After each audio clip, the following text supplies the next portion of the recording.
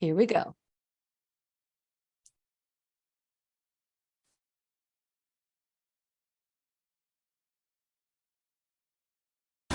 The Lillian McDermott Show.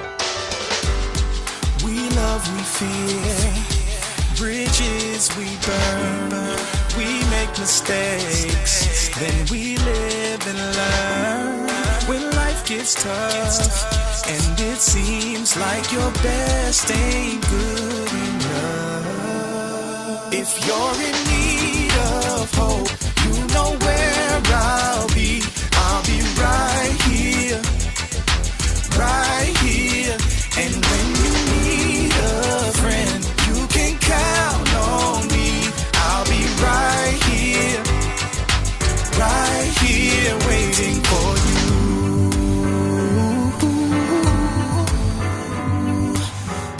This is the place you can always turn to when you need a friend. The Lillian McDermott Show. To reach out to Lillian, visit her on the web at whenyouneedafriend.com. Now let's all learn together. Here's Lillian McDermott. Hello, my listening and viewing friend. It's so nice we can meet each other on the air on this beautiful, best day ever. And for those of you who are tuning into the classroom for the first time, please know I've been waiting for you. This is a safe place where you can go to when you need a friend. It is my commitment to provide natural ways to heal, and it is my mission to make awareness, responsibility, and truth a part of our everyday life. And I hope you, my listening, as well as my viewing friend, will feel empowered to embrace a new truth and live the life of your dreams. So, not too long ago, I attended something that we call Truth Fest in Brevard County, and the topic was human trafficking. As I sat there and listened and learned about our guests, the organization, the nonprofit organization that we're going to be talking about today, that's called Life Recaptured, and learned about Brandy Crisafulli and how she created this organization. She's president and founder, and how she is a champion of victims. And then I met a young lady named Brooke Pearson. I thought, how could this be in this world that we would have this kind of slavery, this kind of ownership? And I've seen posters about human trafficking, and I've seen things about it, but it kind of was like in my field of neglect. It wasn't urgent. It was like, this doesn't happen in the United States. It may happen somewhere else, but not in our backyard. Well, I learned differently. And so today it's going to be a tough topic, but we're going to be honest about this condition of the heart that causes someone to be sold, that causes someone to believe that they're less than. And I'm so grateful that Brandy Crisafulli took it upon herself to create a safe place for these beautiful women, and I don't know if they even have men. And we're going to be discussing the human trafficking and their hope that we could be a part of.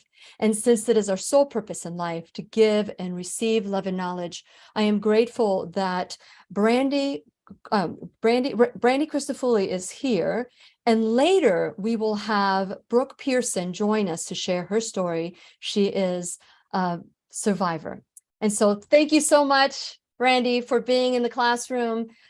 Share a little bit about your background and what led you to have this passion and compassion for people that are what we call survivors of human trafficking. Good morning. Thank you for having me here. My background, a little bit about it, was that I grew up with a mom who was a very strong warrior. She was able to teach me the things that I needed to be to become a victor. My father was actually schizophrenic, had around 10 to 14 different personalities. My father was in and out of Chattahoochee, which is a hospital for the mentally insane.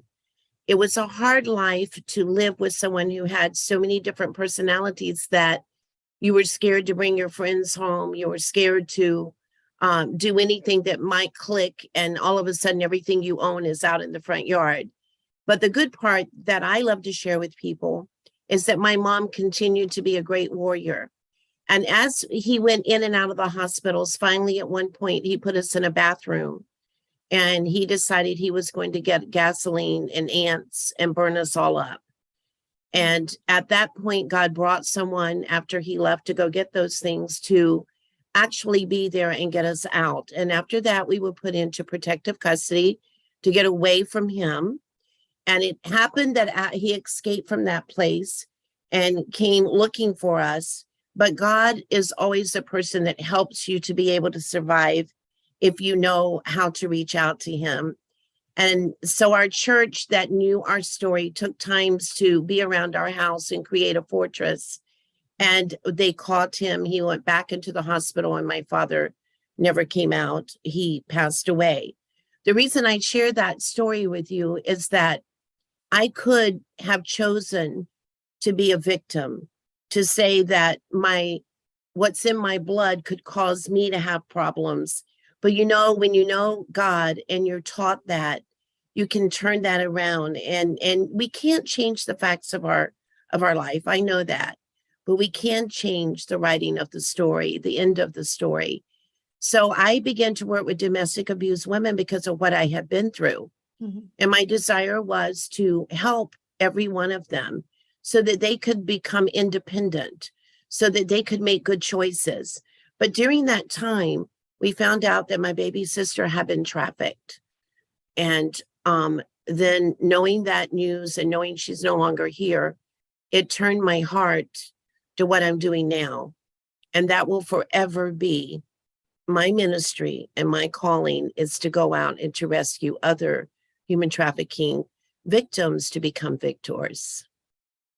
To hear your story that even your own sister was affected by human trafficking, I would love to talk today about signs, because, for you to find out, as opposed to you knew all along, that means that any of us could be going through this right now, because we hear about coaches and we hear about mentors and we hear about all these things.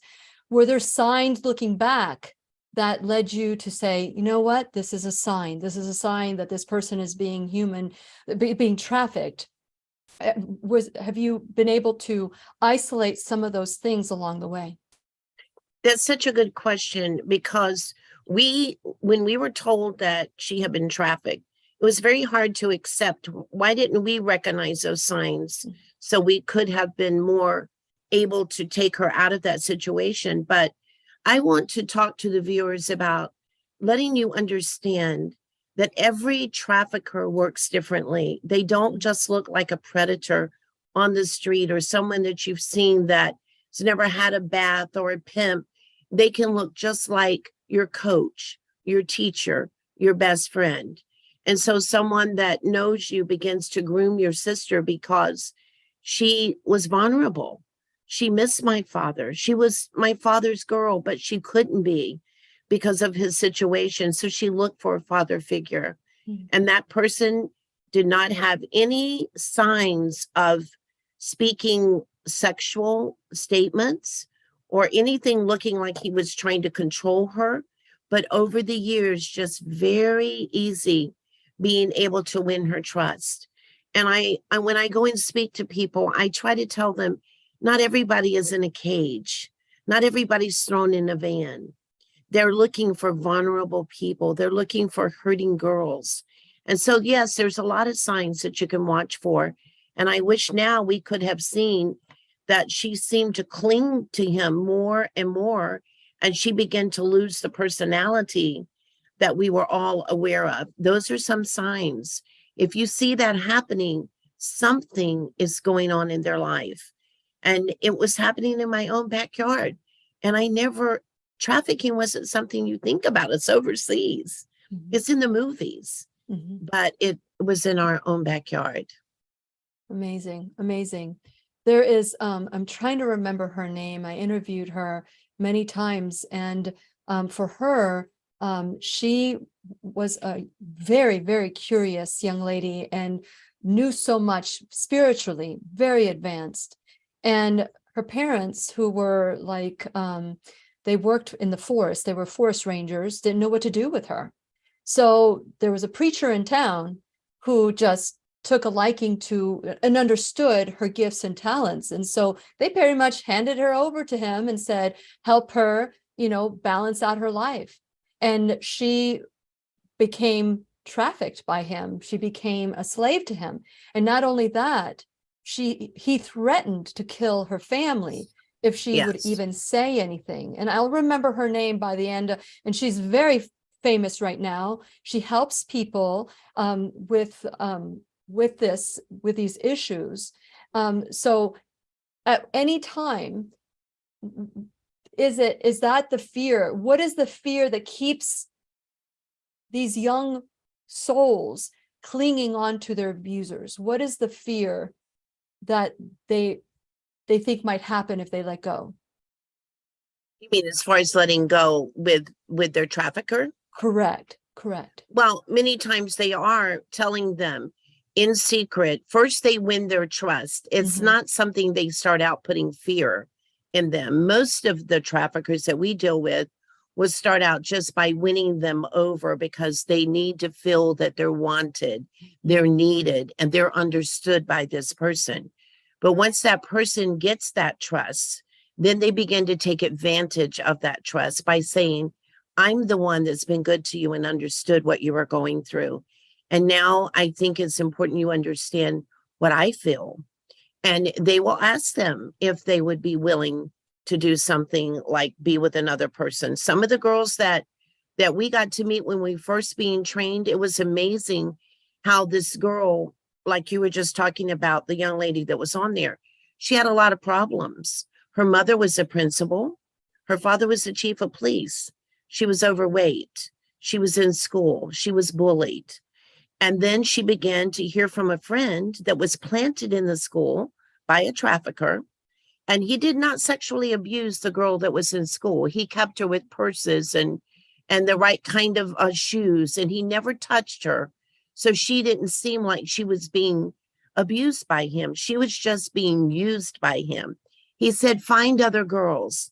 I'm a coach. Let me help them. So she found this girl and she began to go online. And it took a year that he was talking to her, telling her, I was bullied just like you. I understand. And we're just going to talk and I'm going to help you through this time. And the girl at school, I helped her. You see how she is now? She feels confident. And I'm going to do that for you. And after a year of coaching her, one whole year, they're very patient. He said, I would like to meet you, but don't you ever come alone. Bring a friend with you. We want to be careful. We don't want to just come out and meet a stranger. And he took both of them. This young lady did not escape for 11 years. And I've watched her life as sometimes she's suicidal, sometimes do better.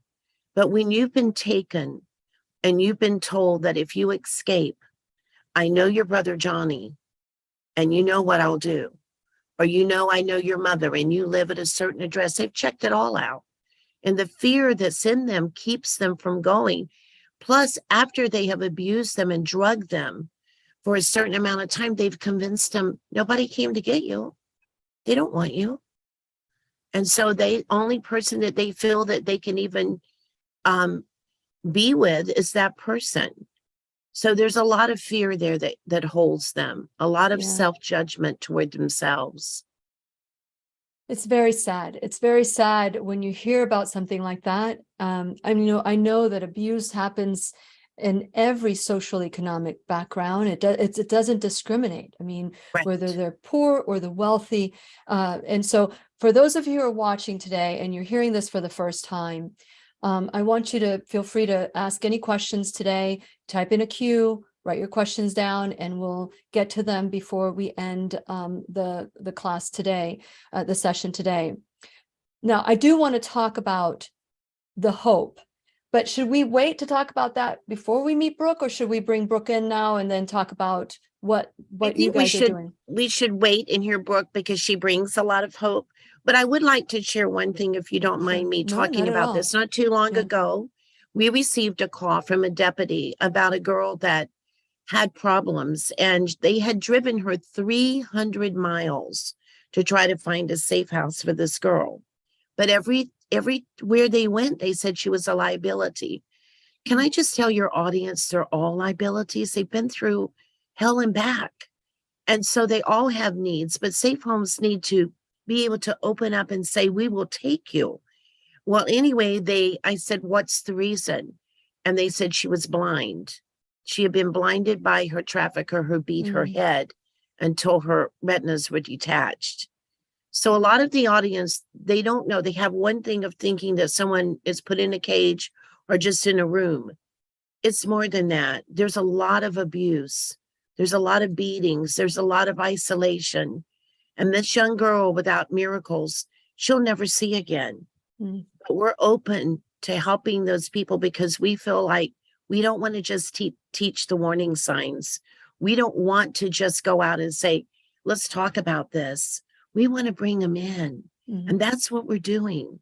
And we're helping them with God's help. So I just wanted to tell you, it's deep, it's ugly, but God does beautiful things. That's right. Yesterday I did a show called the whole theme was what God has, what man has done for harm, God has created for good. And that's the story of Joseph in the Bible when he forgave his brothers for selling him into slavery. And it's just a beautiful story.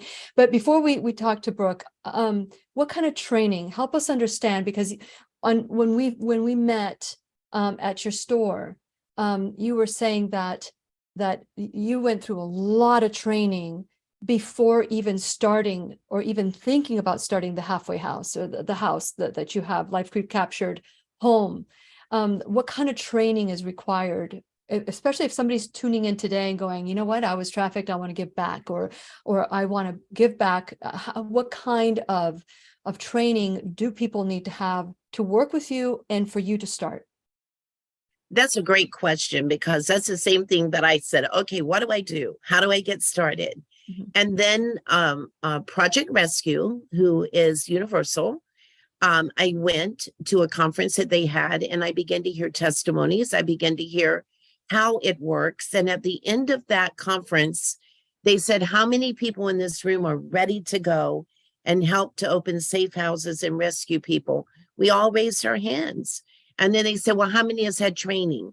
Out of that group of people, I think there was 2 that raised their hand. How many people have connected with law enforcement? And again, a very few. They said, please don't go home just because you feel this passion, just because I felt like now I have to go immediately and rescue these girls. Don't do it because you'll hurt them. So I said, what do I do? So I got in with Project Rescue and also another group in Sarasota, and one on each side began to train me. I quit my job and I trained for 4.5 years. It'd be very hard for me to explain to you everything I learned because I'm still learning, but it's intense and it's nothing like you think it's going to be. At the beginning, I thought I could have all the psychologists come in our safe house and come and see them. But if they have a breakdown in the safe house, it's no longer a safe house. So I had to create another therapy room outside of the safe house. There's a lot involved in how you set up your home, how you train these girls to understand that it's not just compassion, but signs to look for, because they are the best manipulators. They have been manipulated and they will manipulate, not because they want to, but because that's what their survival mode sets in. And so there is a lot of training. We do that. And we will work with you. And you do have to have a background check.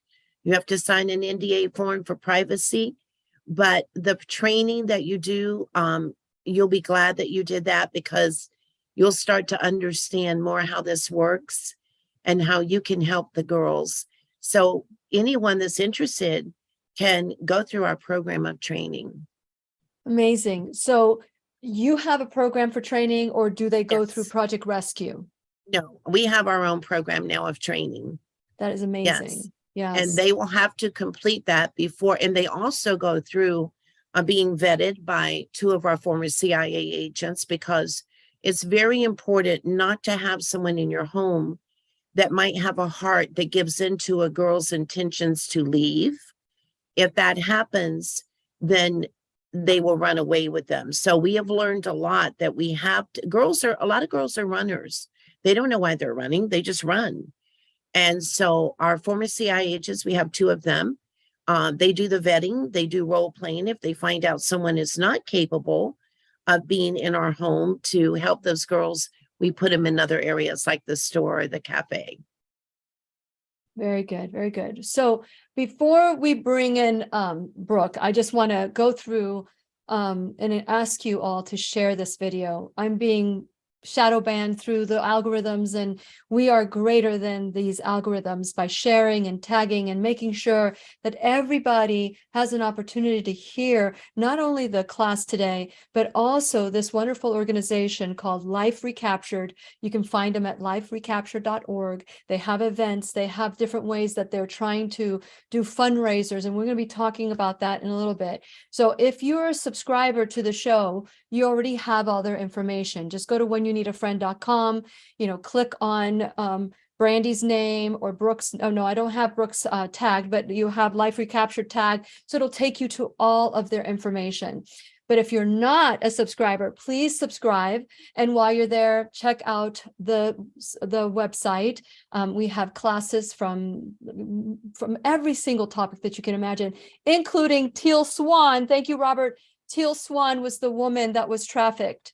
She is amazing. I've interviewed her several times, and the way she speaks, the lessons she's learned from what happened to her were invaluable, and she saw it as that, and now she's able to help others all over the world. And so check out those programs and go to my social media, like and follow me, and again, share.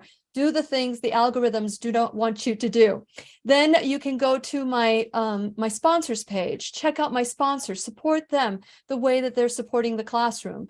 Then go to my Shop Now bag. We have a lot of different things that are going on in the classroom, products that are from head to toe, pain management without drugs, a lot of Lilly approved products. So go to my Shop Now bag and check that out as well. As you know, we have on April 21st through 23rd, we have a workshop called I Am the Solution. This is what we gather here for, to become part of the solution, not just find out answers, but to learn how can we be part of the solution. So join us on April 21st through 23rd. The information, when you go to whenyounneedafriend.com, there's a pop-up, and there's 2 pop-ups that you can learn about. But the one that's most recent is the one that's going to happen soonest is going to be the I Am the Solution workshop. It's a virtual workshop, so you can join us from all over the world, anywhere around the world. And you can also share it with your friends. And it's like I said, it's virtual. It's continuing education of the soul, so that you can hear these stories and go through these stories and be able to see where God was with you, protecting you in every turn. And what man intends for harm, God intends for good. And so please consider joining us on April 21st through 23rd. And lastly, you can become an enrolled student in the classroom. You can donate $1 or $1,000 a month, or a one-time donation of your time, your talent, your treasure. Anything that you can help us with is very much appreciated. Today, we've been talking to Brandy Crisafulli. She is the president and founder of Life Recaptured. You can go to liferecaptured.org. And before we talk about all the different things that they're doing for fundraisers and ways that you can help, I just want to say thank you, Brandy, for taking a chance and following your heart, because I know that this kind of work can be thankless, but you find the thank yous in the stories and what you're able to do. So thank you so much for doing what you're doing. And so now I know that Brooke Pearson, she was a speaker at the Truth Fest that I attended, and I was very impressed with her. I was impressed with her story, and I'm grateful that Brooke is here to share a little bit about her perspective as a survivor. So Brooke, thank you so much for joining us today in the classroom. And just feel free to share whatever you want to share. And if there's a question that you guys have for either Brooke or Brandy, please make sure that you type in a queue, write your question down, and then we'll address it before the end of the class today. Thank you so much, Brooke, for being so brave and being in the show today and speaking up for human trafficking, not only as a survivor, but someone who is thriving. So can you share a little bit about your background and welcome? Sure. So my name's Brooke. I'm Life Recaptured's first survivor. I was stuck in that cycle of trafficking and drug addiction for over 20 years of my life. Wow. I felt miserable. I was depressed. I felt hopeless. I was broken.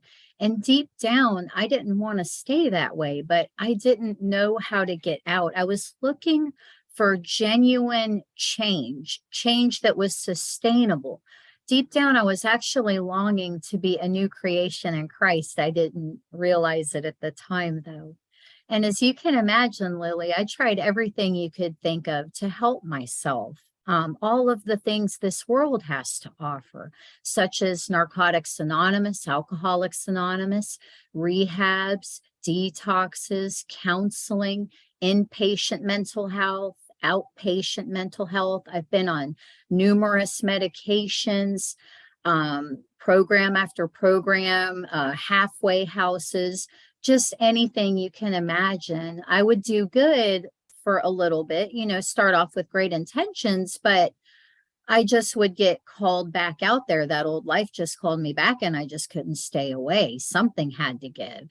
So as like a last effort, I decided to pray. I asked God for help. And at that time, I guess that was the most sincere and authentic I'd ever been in my life. And I meant it more than I'd ever meant it before. And God showed up and he helped me.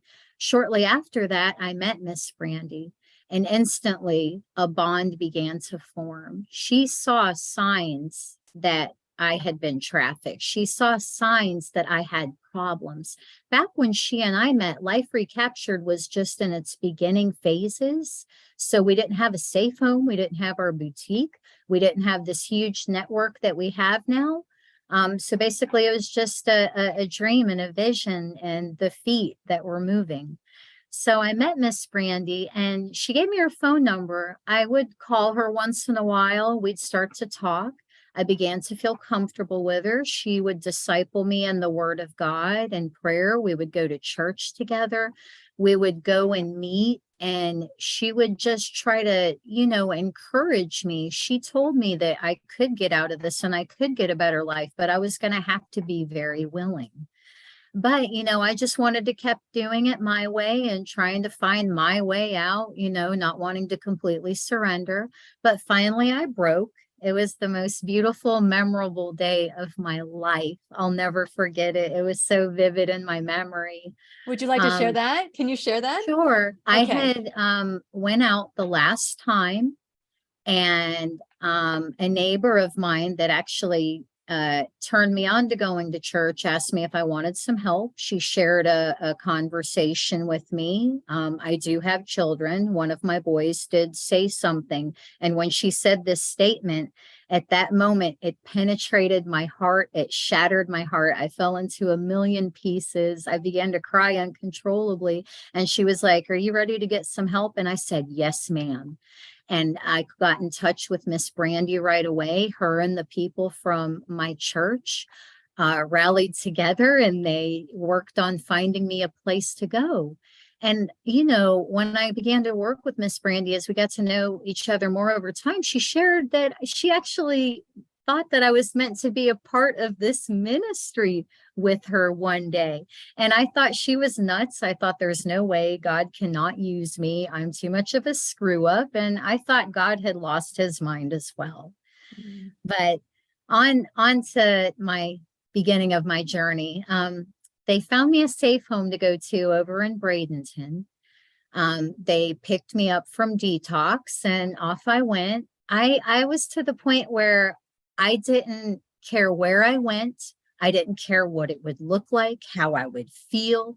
I didn't know what it looked like. Honestly, I just knew God was good and I could trust him. I was just so willing to do whatever he said, wherever he would place me, I would go and I would thrive. He planted a staying spirit within me because unlike before, I didn't bolt.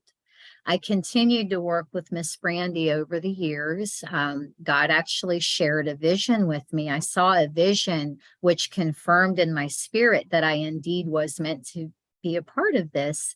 So just picture this. You're on a field in a jungle in Vietnam. It looked like an old Vietnam, like jungle war movie. I had camos on, I had boots on, I had a black t-shirt, my hair pulled back. I even had black war paint smeared under my eyes. And I'm looking around, there's explosions, there's gunfire. I mean, it's literally a war zone. And I hear crying. I look down and there are just so many women laid out on the ground. They're injured. Some are bloody. They're crying for help. And so just one by one, I would pick them up over my shoulder and firemen carry them to safety. So that really, really helped me to believe it even more. It just stirred up the embers of what I had heard. You know, it started to seem like it would come to pass. I graduated successfully. Staying in contact. Brandy and I would share about our milestones, what, was going on with Life Recaptured. I'd share what was going on in my life. I didn't come back right away, though. I stayed over there as a graduate for a couple more years because I still needed more healing and I didn't want to run ahead of God and come home before it was time. I wanted as much distance from my past and that old life as possible. I've been back for 2 years now, and things are just amazing. I will be celebrating 6 years of freedom from trafficking and 6 years of freedom from addiction. I have been reunited with my children. I'm getting to be the mom that I didn't think I was going to get to be. There was a time when I never thought I'd see their sweet faces again. I have a set of 12-year-old twins and I got a 20-year-old, and we are thriving together. God's healing them and ministering to them and mending them as well. He puts the whole family back together. He just don't put you together. He puts your family back together. I have been certified as a victim services practitioner by the Attorney General, Ashley Moody. I took her training over in Orlando.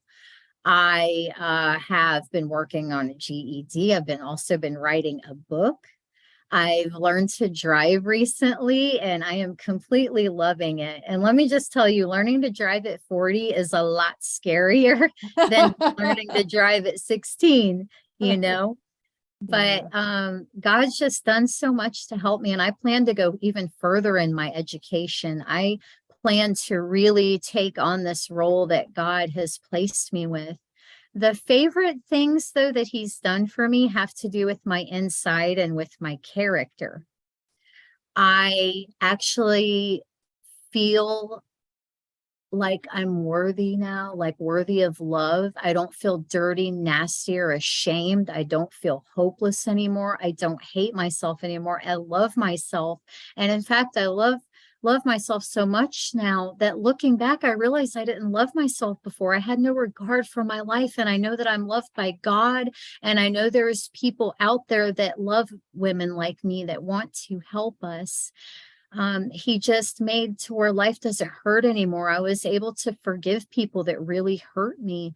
My mom being one of them, as she kind of, I saw things with her that no daughter should have seen their mother engaging in. You know what I'm saying? I was able to forgive her and lead her to the Lord Jesus Christ before she left this earth. She was still stuck in bondage, and I would pray with her. I'd call her. I've been able to forgive everyone who's hurt me, really. And I just have hope now. It's wonderful. Life is just great. And I get to share what I have with women that are coming into our house. And just seeing the way God gets a hold of them and seeing the lights come on when they see the truth about who they are in Christ, that their past doesn't define them. It's such a thrill to see that I get to be part of that. It's just a blessing. I can give and receive love properly. I have always suffered from depression and social anxiety. I always isolated. I didn't want to be touched. I wanted no contact with people at all, but God has healed me so much. I can go up to anybody now and talk to them, shake their hand, look at them in the eye. I am feeling more and more comfortable that I can be my true self around more and more people now. I get to share my story and give others hope. It doesn't bother me. It doesn't bother me to get up in front of a crowd of people, because God is who I'm showing off. I'm glorifying him. I'm using what he's done for me to bring hope, bring awareness, and I'm just doing what he tells me to do. It's so amazing. I never thought I would be anything like this. And I'm also saving for my first vehicle, because as a lead advocate, I have to be able to help transport our ladies to and from various appointments. I also have appointments that I have to go to. I need to be able to go and pick up my children, be with my children. I'm ready for that next step of independence. And God has just blessed me. And I know that he's going to bring it to pass. He's just helped me grow so much now. I feel so different. It's amazing. I love God. I love Life Recaptured, and I can't say enough about us. And Amazing. being a lead and a survivor and being at the house quite frequently, I see what goes into the house. And let me tell you, we are relying on the generosity of people. We are relying on God to provide for our needs. We go to God in prayer and we work hard. It costs a lot. The things that we need, like look at your own house, what it takes to run your own house. That's what we're doing. We don't get money from the government. We don't want to go that route, because they would try to tell us how to do things and how to run our program and try to push our belief system out the window, and we can't do that. So we're just, really speaking our hearts. We're going to make the needs known, and we're just praying for more people to rally beside us and behind us to help rescue these women, because they're still out there. They still need our help. Every minute we wait, it's another minute they have to be out there. We have to act, we have to move, because it's so possible. I want my sisters out there to have the freedom I have. It's just amazing. And I'm just so blessed, and I'm thankful for this unique opportunity. Thank you for allowing me to come on and share and just share my heart. And I just think it's wonderful what you're doing. There's so much that you've shared that, I think about the workshop that I do and how important it is. Forgiveness is so important. It's so important to rewrite the story. You could be stuck remembering the story of abuse. You could be stuck remembering the story of lack, but you've chosen to rewrite the story and look at how you've been able to thrive. And now your story, instead of it poisoning your blood, it's given you passion for your message that you have, for your career that you will have in the future. Had you not had that, and I don't know about your children and, who took care of them and how safe they were when they were not with you. But, if you stop it, it's called being a generational pattern shifter. Like, it won't affect your children anymore. You took the harm so that they wouldn't have to do it. And so with that in mind, how quickly were you able to forgive? How quickly, what were some of the steps that you took? I know that giving your life to Christ and death to your ego, good for you. But what were some of the key things that you had to go through in order to initiate that forgiveness, be willing to do whatever it took to get to where you're at today? What were some of those steps? Well, first and foremost, what the word of God tells me, the word says that if I hold unforgiveness in my heart, I will not be forgiven. Correct. And unforgiveness makes you spiritually sick. It bankrupts you. It brings curses upon your life. And you're holding somebody captive. If you're refusing to forgive them and you're holding yourself captive, it hurts. And I just wanted to be pure. And my mom was the hardest one, though. I literally prayed for probably 3.5 years that God would prepare my heart to do that and release her. I just pictured myself like hugging her and imagine talking to her. And little by little, I would call her and I'd talk to her. I'd get really mad a lot and I'd hang up on her a lot. But over time, God healed me of that. And I was able to see her with eyes of compassion instead of eyes of hatred, because she had a rough life too. She went through literal hell just like I did, just in different ways. And I just asked God, I asked him every day, and I would say, I forgive, I forgive. And I would just listen to my mentors that are in my life, listen to my pastor, listen to my friends, about forgiveness. And I read a lot about it, and it's a medicine, it's a remedy. We stay sick because of unforgiveness, it's so freeing. It is just so freeing. So that's how I move through it. I just pray and pray until it happens. That is great. And if I were to look back, I mean, we talk about ownership and responsibility in the classroom, but I spent a lot of time coaching people on forgiveness. And it's great that you were able to find that and that the truth about forgiveness. A lot of people think that forgiveness is really condoning behavior that happened in the past, but that is the furthest from the truth. Forgiveness is acknowledging that those things happened, but that God is much greater than that circumstance, and that that there will be something beautiful to come out of it. And look at, if you would have stayed stuck in the story of abuse, stayed stuck in the story of people hurting you, and stayed stuck in the story of lack, you wouldn't be where you're at today. And forgiveness was a major part of that. Is there anything else that you can say was the next step after that? Just walking in alignment with what I've learned, just remembering what I've learned over the years, remember what God's brought me out of. I remain thankful. I never forget where I came from. And I meditate on it quite frequently, how marvelous God's making my life. You just have to keep making steps. If you fall, get down, back up, get back up. It's a learning process. We're going to make mistakes. We're going to fall flat on our face. We're not going to get it right sometimes, but that's when we have to just really dig in with God and dig deep with God and, take constructive criticism when it comes our way. Take the mistakes and learn from them and grow. And just your attitude is important too. Now that we're alive in this way, we have a choice whether we're going to stay on the path or whether we're going to go tumble off into the weeds somewhere. Every day we have to make a deliberate choice. Am I still going to love and serve Jesus?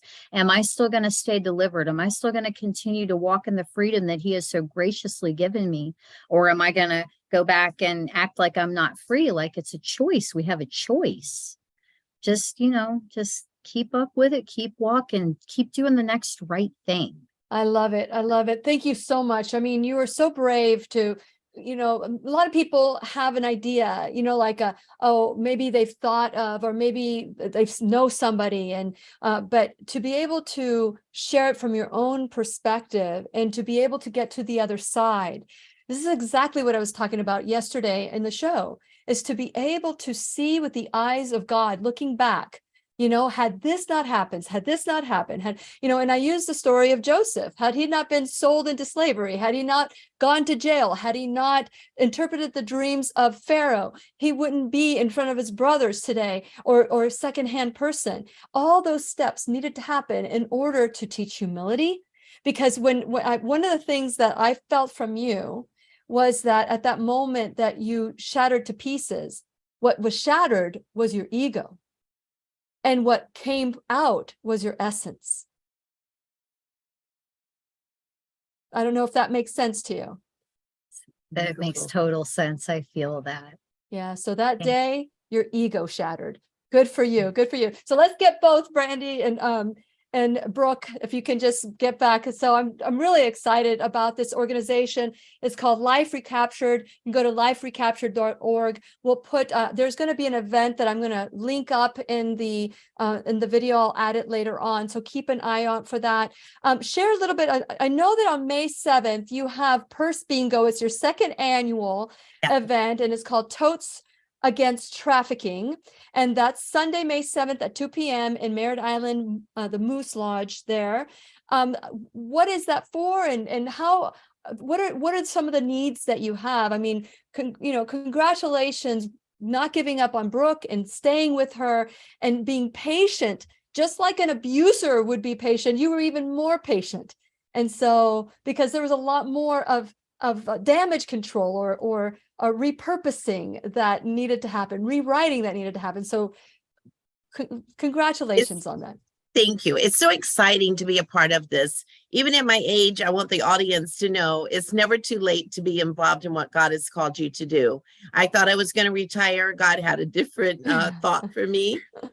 Doing this gala that we're doing at the Moose Lodge is so much fun because we do have survivors that are there, but we also have people that collaborate with us, and they've come in to give up their time so that all of the monies that we receive helps us to rescue girls. We have a pilot.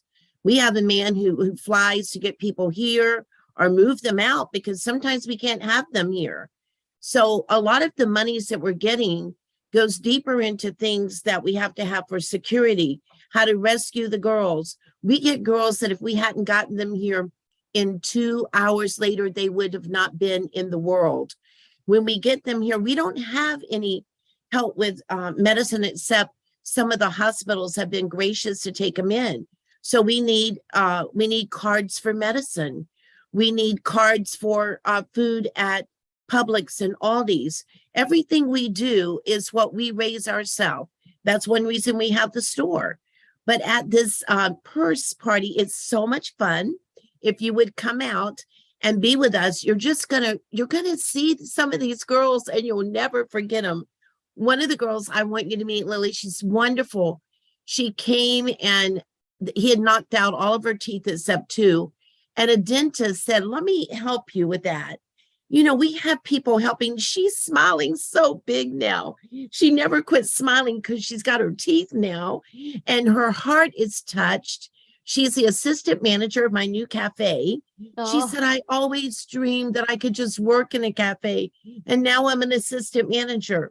You're going to all be meeting her at some point if you come out. So Yeah. we have the store, we have the cafe, we have this gala that we're doing.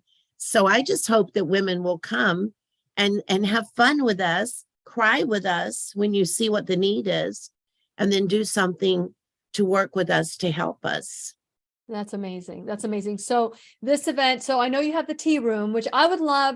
And for those of you who live in Florida and would like to come to this, text me because I'd like to have a tea or a luncheon or something where everybody can pay their own way. And also if they want to donate, they can. If not, but try a wonderful meal. I even asked Brandy if we could do a gluten-free vegan meal. And she said, absolutely. And so I would love for those of you who would like to do this, we would maybe start the process of creating a date and to do this together, because I think it would be a wonderful way to come together in compassion and to hear what they're doing there and the great work that they're doing. And as the first graduate of Life Recaptured, to see, I'm sure that you've learned even more from her experience. What are some of the things that you feel like now that we know how Brooke was able to unravel her life? Have you done some changes in the program? Have you increased the program? Absolutely. What have you done? We have been able to notice signs that we didn't know was a sign, and Brooke would come and go, you need to be aware of this, or you need to work with her differently because that person's not responding the way that you're trying to help her. She knows that every girl is different. She's told me that. But also she's been there. She knows some of the things that we might think, right, Brooke, would help her, Absolutely. would actually cause her to run away. Mm. So Brooke always enlightens me. And I'll tell you what she is to me. She's my sunshine. Mhm. She keeps me going. She keeps me letting know that God can do miracles. And I also want you to know that we are about to create a Tyler program, Turn Your Life Around. The judge is putting it together with the state attorney.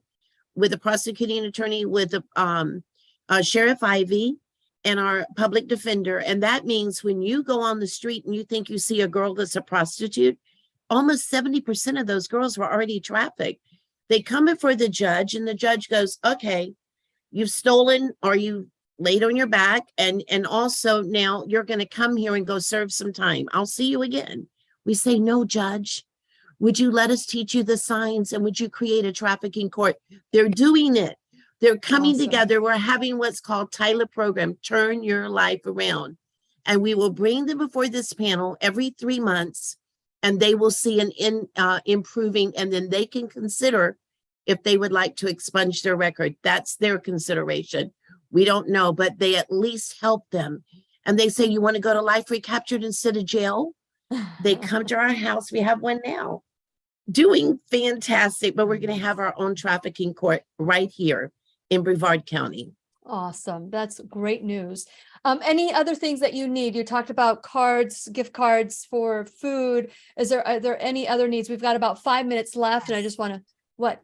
Yes, I actually have a little list that I've compiled here. And like I said, our needs for our ministry is just like the needs for your household. I'm going to be looking over because I have the stuff written down here. We do have a mortgage payment every month. We have electric, water, internet, and cable. We're in need of some kitchenware, like leftover containers. We do need household supplies like paper goods, toilet paper, laundry soap. We also need hygienic items, shampoo, conditioner, face soap, things like that, clothes and underclothes. For the clothes, we get the girls new because every girl is different sizes, so we just get gift cards and buy them new things. We do need some tools for around the house, like a hammer, screwdrivers, just little things like that to fix up. We're in need of a handheld vacuum. We're in need of some yard tools like rakes, handheld shovels, a couple bigger shovels, linens, like we need towels, we need twin bed sheets, full bed sheets, kitchen towels, just anything you can think of that you would get for your own place. We need that. We have quite a few women and it's pretty costly. And I know I was talking to Brandy on Monday and we were talking about the cost. So I want to do a call to action for all of you. Go to liferecaptured.org, learn more about this organization, share this video, because as I said, this is information that the mainstream media doesn't want you to know. And so we need to do our part to share this. So please put down that I share it with your friends, share with your groups that you belong to, and make sure that this information gets out there, because it's a horrible place to be in without hope. Any last words, Brandy? We've got about a minute left. I just want to thank you all for listening today. You can call us at 866-321-5515. And we would love to speak to you and answer any questions. And just thank you for letting us share our heart today. Yes, and if anybody wants to send a gift to help our ministry, you can send it to 5515 North Courtenay Parkway, Merritt Island, Florida, 32953. Very good. Very good. And what you can do is you can get me that information and I'll put it on. Is that the store's address? It is. Yes. Okay. So I will put that address on the description of this broadcast. And so do your part, share. Let everybody know the good work that Life Recaptured is doing. Go to liferecaptured.org. And if you want to start an event, if you want to create something with the tea room, if you want to do whatever. Oh, they also have the farmers market. When do you do that real quick? Yes. We have a farmers market every Saturday, and that is from 9 to 1. It's every exciting. Saturdays. Right there at the store. Right there at the store. So I'll provide that address too. Thank you so much for sharing For what today. you do. Thank you. Thank We you. appreciate it. And please remember, we'll be right here waiting for you worldwide at whenyouneedafriend.com. This is Lillian McDermott. We have Brandy and Brooke wishing you love, peace, joy, and unexpected abundance. Make it the best day ever. Good job. Okay. Good job. Hold tight. Hold tight.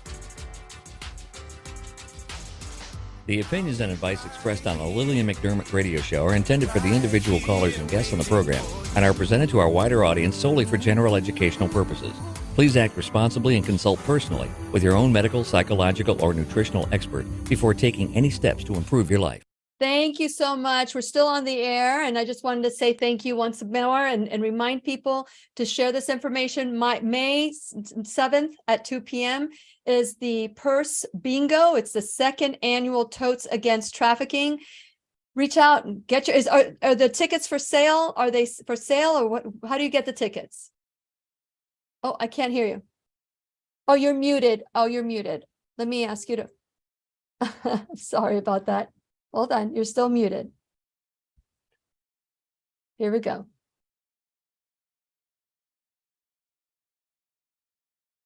They can either go online to purchase their ticket, or they can come into the store and purchase their ticket. Perfect. So, But the whole thing is purchase your ticket. So we'll Yes. share this locally in Brevard, but if anybody wants to come to this event, you're welcome to come. Thank you so much, Brandy. Brooke, thank you. you. You're amazing. And we'll see you tomorrow, okay? Keep Thank you. sharing, keep Thank- sharing. That's a way that you can help the class.